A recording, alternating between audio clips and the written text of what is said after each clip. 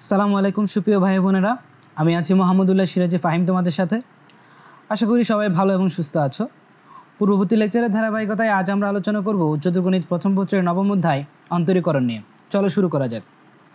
আজ আমরা যে টপিকটা নিয়ে আলোচনা করব সেটা হচ্ছে পর্যায়ক্রমিক অন্তরীকরণ, অর্থাৎ ইংলিশে যেটাকে বলা হয় সাকসেসিভ ডিফারেন্সিয়েশন, মানে বারবার যেটাকে করছি আর কি। ঠিক আছে, তো পর্যায়ক্রমিক অন্তরীকরণ নিয়ে যদি আসলে আলোচনা করি, আসলে তার নামের মধ্যেই আসলে তার পরিচয় বলা আছে। কীরকম দেখো, আমাকে এখানে বলা হচ্ছে যে পর্যায়ক্রমিক অন্তরীকরণ। ঠিক আছে, তার মানে হচ্ছে আমাকে আসলে বারবার অন্তরীকরণ করতে হবে। পর্যায়ক্রমিক বুঝতে পারছি, বারবার অন্তরীকরণ মানে আমি বুঝতে যাচ্ছি আমাকে যতবার বলা হবে আমাকে ততবার আসলে অন্তরীকরণ করতে হবে। অর্থাৎ আমাকে একটা ধরো আমাকে একটা গিভেন ফাংশন দেওয়া থাকবে, সেটার যদি আমাকে বলা হয় প্রথম অন্তরীকরণ সহগ বের করো, তাহলে আমরা কি করব, তাকে একবার ডিফারেন্সিয়েট করব।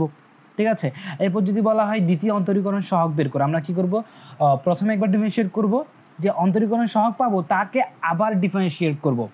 ঠিক আছে, বুঝতে পারছি। তার মানে হচ্ছে আমার কাছে যদি একটা ফাংশন দেওয়া থাকে y equal to F of x, আমরা তাকে প্রথমবার ডিফারেন্সিয়েট করছি, তাহলে y1 পাচ্ছি। এখন খেয়াল করো, y1 তো একটা পেলাম, এটা হচ্ছে প্রথম অন্তরীকরণ সহগ। এখন যদি আমি যে y1 পেলাম এটাকে যদি আবার যদি ডিফারেন্সিয়েট করি, তার মানে হচ্ছে খেয়াল করো ddx অফ y1, যেটাকে আমরা কি লিখতে পারি, y2 আকারে লিখতে পারি। y2, তাহলে যদি y2 দ্বারা প্রকাশ করি, এটা তাহলে কি আরেকটা মান আসবে। y2 মানে কি, আসলে এই যে y1 পেলাম এটাকে পুরোটাকে আবার ডিফারেন্সিয়েট করা। ঠিক আছে, এখন তাহলে আমাদের কি বলছি, আমরা যদি দ্বিতীয় অন্তরীকরণ সহগ আমাকে বের করতে পারলে আমি কি করছি, যে y1 পাচ্ছি তাকে, অর্থাৎ প্রথম অন্তরীকরণ সহগকে আবার কি করছি, ডিফারেন্সিয়েট করছি। তাহলে আমরা কি পেয়ে যাচ্ছি, যে অন্তরীকরণ সহগটা পাচ্ছি নতুন, সেটাকে বলছি দ্বিতীয় অন্তরীকরণ সহগ।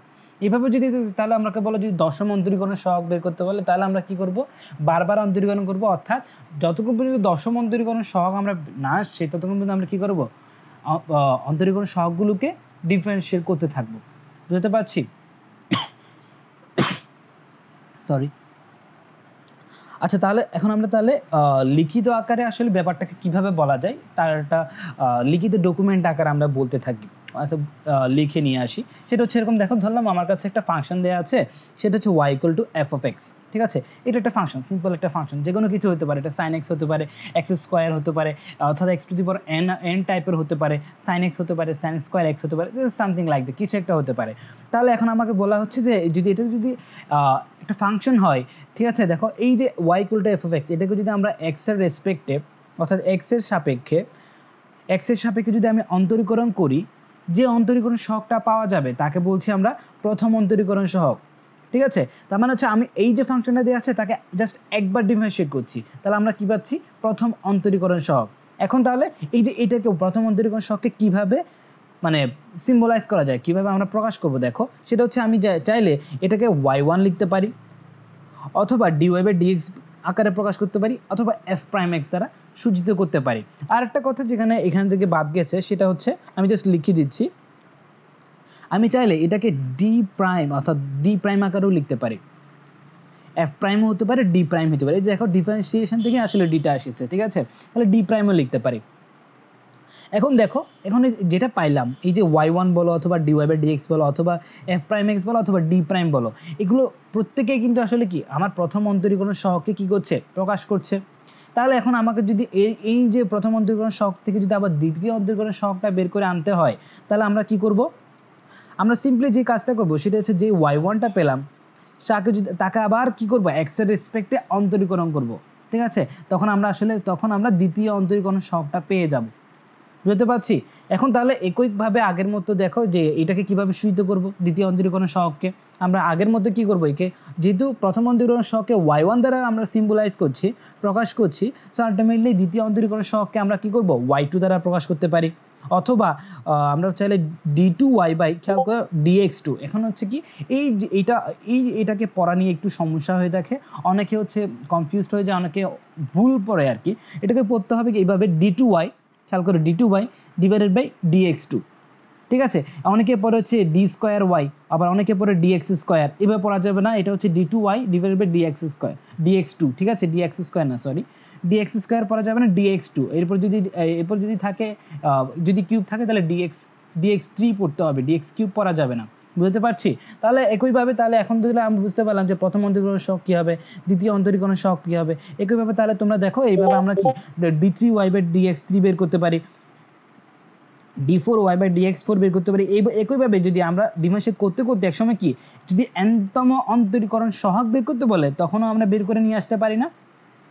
ধাপে ধাপে আসবে, একটার পর একটা আসবে। এইভাবে একসময় আমরা কি চাইলে n-তম অন্তরীকরণ সহগটাও বের করে নিতে পারি না? ঠিক আছে, n-তম অন্তরীকরণ সহগটা তাহলে কীভাবে প্রকাশ করব? dny/dxn। ঠিক আছে, এইটা হচ্ছে কি এইভাবে আমরা n সংখ্যক বার পর্যন্ত আমরা চাইলে অন্তরীকরণ করতে পারি। ঠিক আছে, তাহলে এখন একটু তোমরা নিজেরা একটু বলো যে আমরা যদি একবার দুবার এভাবে অন্তরীকরণ সহগ বের করতে করতে যদি n-তম পর্যন্ত আমরা চলে যাচ্ছি, ঠিক আছে, তাহলে এইটা যে একটা ধারাবাহিকভাবে আসলে আমি অন্তরীকরণ করছি না, ঠিক কি না? ধারাবাহিকভাবে অন্তরীকরণ করছি না, তাহলে এটাকে আমরা এভাবে বলতে পারি যে কোনো ফাংশনকে যদি ধারাবাহিকভাবে এই যে এখন যে প্রসেসটা গেলাম সেইভাবে যদি অন্তরীকরণ করার যে প্রক্রিয়া সেটাকে আমরা বলছি পর্যায়ক্রমিক অন্তরীকরণ অথবা সাকসেসিভ ডিফারেন্সিয়েশন। বুঝতে পারলাম? এই টপিকটাই হচ্ছে আসলে আজকের মূল আলোচ্য বিষয়। এখন আসে তাহলে আমরা আলোচ্য বিষয় যদি এটা হয় তাহলে এরই ধারাবাহিকতা আমাদের কিন্তু একটা জিনিস দেখা দরকার, সেটা হচ্ছে দেখো এই যে বললাম n-তম অন্তরজ, মানে একটা ফাংশনকে আমি n বার পর্যন্ত অন্তরীকরণ করে যাচ্ছি, ঠিক আছে, তাহলে এই যে n-তম অন্তরজকে আমরা লিখতে পারি yn দ্বারা সূচিত করতে পারি, চাইলে dny/dxn এভাবেও প্রকাশ করতে পারি, আবার দেখো dny এই আকারে প্রকাশ করতে পারি, আবার চাইলে কি fn/x এভাবে প্রকাশ করতে পারি। বুঝতে পারলাম?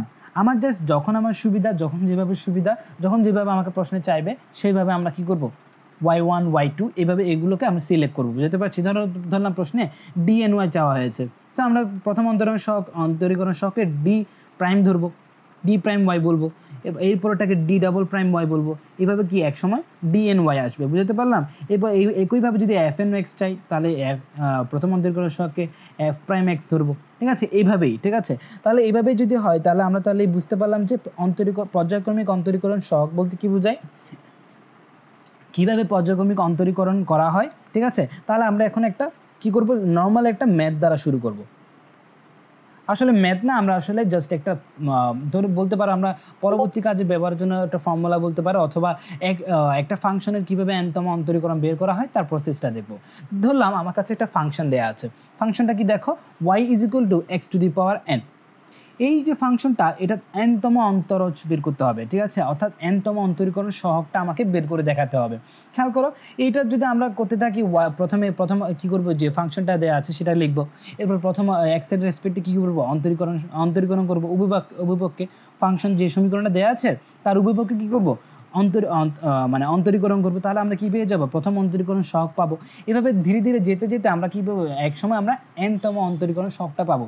এখন তোমাদের কাছে একটা প্রশ্ন, সেটা হচ্ছে আমরা কি প্রত্যেকটা স্টেপ বাই স্টেপ ফলো করে মানে n পর্যন্ত যাব না।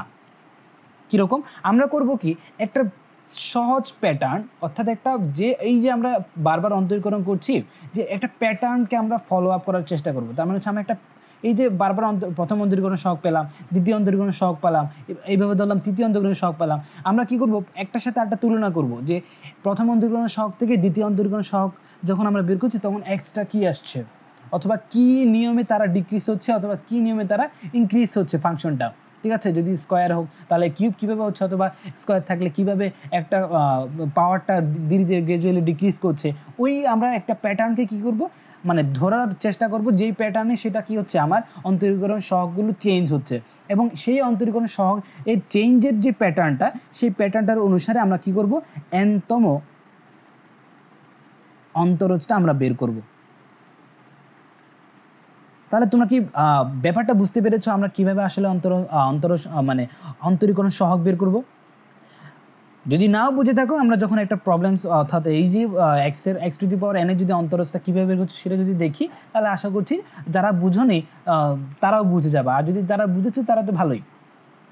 এখন তাহলে আমরা কি করব, প্রথমে হচ্ছে y = x to the power n এই ফাংশনটা লিখে নিব এবং প্রথম x এর রেসপেক্টে কি করব, তার উভয়পক্ষে অন্তরীকরণ সহগ করব, মানে অর্থাৎ অন্তরীকরণ করব এবং অন্তরক সহগ বের করব। তাহলে এখন দেখো আমরা পেয়ে গেলাম y = x to the power n। এখন এর x এর সাপেক্ষে কি করছি, অন্তরীকরণ করছি। তাহলে আমরা কি পেয়ে যাব, y1 পাবো এবং y1 সমান আমরা কি পাচ্ছি, আমরা নিশ্চয়ই জানি ddx of x to the power n, এটাকে আমরা কি লিখতে পারি, n x to the power n - 1। কীভাবে আসছে দেখো, যেটা পাওয়ার আকারে আছে সে প্রথমে আসছে, তারপরে যে পাওয়ার ছিল তার থেকে 1 করে গ্রাজুয়ালি কমছে, ঠিক আছে, এটা তো আমরা জানি। তাহলে এখন এটা পেয়ে গেলাম কি, y1। এখন আমরা একইভাবে কি y2 পেতে পারি। তাহলে y2 আমরা যদি বের করি তাহলে y2 কি এরকম আসে দেখো, যদি দেখতে পাচ্ছি যখন আমরা y2 বের করছি তখন আমাদের কাছে মেইন ফাংশন কিন্তু প্রথম অন্তরীকরণ সহগ, তার মানে হচ্ছে দ্বিতীয় অন্তরীকরণ সহগ বের করার জন্য আমার কাছে আসলে ফাংশন হয়ে যাবে কোনটা, প্রথম অন্তরীকরণ সহগটা, ঠিক আছে। আমরা তখন আর মেইন ফাংশনের দিকে তাকাবো না, আর কখনো মেইন ফাংশনের দিকে ফিরে তাকাবো না। যখন আমরা থার্ড অন্তরীকরণ সহগ বের করবো তখন আমাদের কাছে ফাংশন হয়ে যাবে কোনটা, দ্বিতীয় অন্তরীকরণ সহগটা, ঠিক আছে। ওটার রেসপেক্টেই আমরা কি করব, তৃতীয় অন্তরীকরণ সহগটা বের করবো। সো আলটিমেটলি তাহলে তৃতীয় অন্তরীকরণ সহগ কীভাবে বের করছি দেখো, এই যে পেলাম এই ফাংশনটা, এখন দেখতে পাচ্ছি কি পাওয়ার আকারে কি আছে, n তো আসলে মাল্টিপ্লিকেশন আকারে আছে এবং n হচ্ছে কি একটা কনস্ট্যান্ট। সো আলটিমেটলি n প্রথমে বাইরেই থাকবে। আবার হচ্ছে দেখতে পাচ্ছি পাওয়ার আকারে আছে n - 1। সো আলটিমেটলি গুণ আকারে আসলে n - 1, আর এক করে পাওয়ার যেহেতু কমছে তাহলে x এর উপর পাওয়ার কি হলো, n - 2। একইভাবে তাহলে আমরা কি পেয়ে গেলাম, তৃতীয় অন্তরীকরণ সহগটাও পেয়ে গেলাম। এখন দেখো এরপরে তৃতীয় অন্তরীকরণ সহগ এবং দ্বিতীয় অন্তরীকরণ সহগের দিকে যদি আমরা তাকাই তাহলে আমরা কি পাচ্ছি দেখো, একটা কমন একটা প্যাটার্ন ধরার চেষ্টা করি। দেখতে পাচ্ছি দ্বিতীয় অন্তরীকরণ সহগে আমরা দেখতে পাচ্ছি দুটো কনস্ট্যান্ট আছে, একটা হচ্ছে n, আরটা হচ্ছে কি n এর চেয়ে একটা কম অর্থাৎ n - 1। এবং দেখতে পাচ্ছি x এর উপর যে পাওয়ার সে আছে কি n - 2, অর্থাৎ যখন দ্বিতীয় অন্তরীকরণ সহগ বের করছি তখন n থেকে 2 বিয়োগ করছি। এখন তাহলে তৃতীয় অন্তরীকরণ সহগের দিকে যদি তাকাই আমরা দেখতে পাচ্ছি যেহেতু দ্বিতীয় অন্তরীকরণ সহগ দুটো কনস্ট্যান্ট গুণ আকারে ছিল এবং এখন দেখতে পাচ্ছি তৃতীয় অন্তরীকরণ সহগে 3টা কনস্ট্যান্ট গুণ আকারে আছে এবং n থেকে একটা কম করে, তার মানে হচ্ছে প্রত্যেকটা কনস্ট্যান্ট কি হচ্ছে, n থেকে গ্রাজুয়ালি কমছে। প্রথম অন্তরীকরণ সহগ যদি প্রথম কনস্ট্যান্টটা যদি 1 হয়, দ্বিতীয় গুণ আকারে দ্বিতীয় যে কনস্ট্যান্ট সেটা হচ্ছে n এর চেয়ে 1 কম, তৃতীয়টা হচ্ছে কি n এর চেয়ে আরও 1 কম অর্থাৎ n - 2। বুঝতে পারলাম। এবং x এর উপর যে পাওয়ারটা আছে খেয়াল করো ধীরে ধীরে ডিক্রিজ হচ্ছে। যদি এই দ্বিতীয় অন্তরীকরণ সহগ যদি n - 2 থাকে, তৃতীয় অন্তরীকরণ সহগে আসছে কি n - 3, অর্থাৎ যখন দ্বিতীয় করছি তখন y2 পাচ্ছি তখন x এর পাওয়ার n থেকে 2 কমছে, যখন y3 বের করছি তখন x এর পাওয়ার n থেকে 3 কমছে। তাহলে আমরা একটা প্যাটার্ন পেয়ে গেলাম, সেটা হচ্ছে কীরকম প্যাটার্ন বলো তো, আমরা যে প্যাটার্নটা পেলাম সেটা হচ্ছে কনস্ট্যান্ট যখন দ্বিতীয় অন্তরীকরণ সহগ বের করছি তখন দুটো কনস্ট্যান্ট গুণ আকারে আসছে এবং তা হচ্ছে n এবং n এর চেয়ে 1 কম।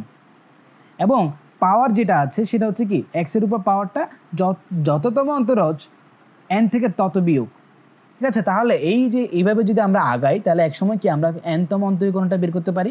তাহলে nতম অন্তরীকরণ সহগটা কীরকম হবে দেখো, তাহলে yn যদি বের করি তাহলে আমরা দেখতে পাচ্ছিলাম y3 এর বেলায় 3টা কনস্ট্যান্ট গুণ হচ্ছিল n, n - 1, n - 2। So ultimately এখন কী হবে, n সংখ্যক, খেয়াল করো n সংখ্যক, যখন y3 বের করছিলাম তখন 3টা কনস্ট্যান্ট, আর যখন nতম অন্তরে বের করছি তাহলে n সংখ্যক কনস্ট্যান্ট গুণ হবে, ঠিক কি না। তাহলে এখন বলো আমরা এক থেকে বাড়তে বাড়তে এক সময় কি n এ যাচ্ছি।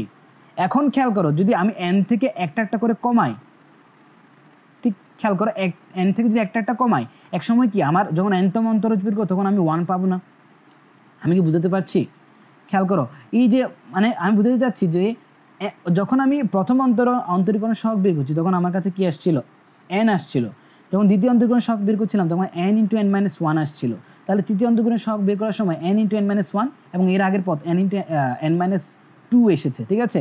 তাহলে এখন তোমরা বলো যখন nতম অন্তরীকরণ সহগ বের করব তখন এই পুরোটা আসবে না, তাহলে এই পুরোটাই আসলে এখানে লেখা হয়েছে। এখন তোমরা প্রশ্ন করতে পারো যে ভাইয়া x এর উপর পাওয়ার আকার এটা কি, ওটা তো বাদ গেল। আসলে এটা বাদ যায়নি, কীরকম দেখো এইটা এখন খেয়াল করো যে এইটার সাথে গুণ আকারে কী থাকবে, x to the power n minus, খেয়াল করো যততম অন্তরীকরণ সহগ তত বাদ, তাহলে দেখতে পাচ্ছি nতম অন্তরীকরণ সহগ, সো n - n। তাহলে আমরা এটাকে কী পাচ্ছি, x to the power n - n মানে কি x টু দি পাওয়ার 0। তাহলে আমরা কি জানি x টু দি পাওয়ার 0 মানে x টু দি 0 মানে 1 না। যে কোনো কিছুরই যদি পাওয়ার আকারে 0 থাকে সেটা হচ্ছে সেটা কি হয়ে যায়, 1 হয়ে যায়। সো আলটিমেটলি এখানে আসলে গুণ আকারে 1 আছে। সো আলটিমেটলি আমরা তাহলে কি বলতে পারছি, এই যে গুণ আকারে যে রাশিটা আছে এটার দিকে যদি তাকাই আমরা দেখতে পাচ্ছি কি এখানে 1 থেকে n সংখ্যক সংখ্যা মানে n সংখ্যক সকল সংখ্যার, ঠিক আছে, গুণ আকারে আছে। সো আলটিমেটলি এটাকে কি লিখতে পারি আমরা, n ফ্যাক্টোরিয়াল আকারে লিখতে পারি। নিশ্চয়ই আমরা n ফ্যাক্টোরিয়াল আকারে লিখতে পারি। সো আলটিমেটলি তাহলে এখান থেকে আমরা পেয়ে গেলাম যে x y ইকুয়াল টু যদি আমার কাছে কি হয় x to the power n হয় এবং তার যদি আমরা y n তম যদি অন্তরীকরণ সহগ বের করি অর্থাৎ n তম যদি অন্তরজ বের করি তার মান কি আসছে, n ফ্যাক্টোরিয়াল আসছে।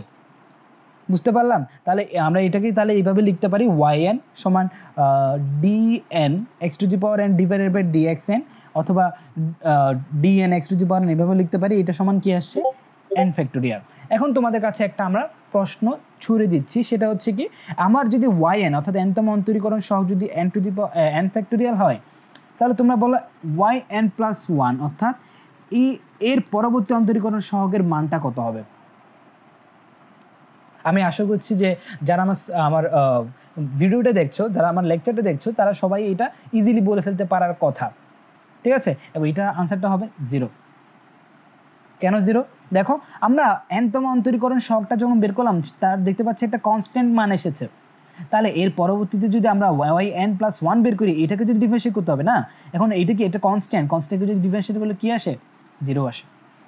তাহলে আজ তাহলে তোমাদের একটা যেটা লেসন সেটা হচ্ছে যে যদি আমি যদি দেখতে পাই এরকম একটা পাওয়ার মানে x এর উপর পাওয়ার হচ্ছে n এবং n তম অন্তরীকরণ সহগ বের করতে বলছে, তাহলে তোমরা ইজিলি ডিরেক্টলি বলে ফেলতে পারবা এটা হচ্ছে কি n ফ্যাক্টোরিয়াল।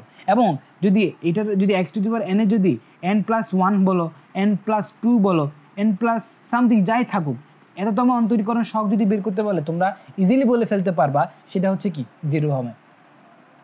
বুঝাতে পারলাম? তাহলে আশা করছি তোমরা আমি যে প্যাটার্ন অনুসারে যে অন্তরীকরণ সহগটা অর্থাৎ n-তম অন্তরজের যে একটা প্যাটার্ন দেখাচ্ছি আশা করছি সেই প্যাটার্নটা তোমরা আসলে ধরতে পেরেছো। তাহলে যদি ধরতে পারো তাহলে পরবর্তী লেকচার দেখার জন্য তোমাদেরকে আমন্ত্রণ রইল। ধন্যবাদ।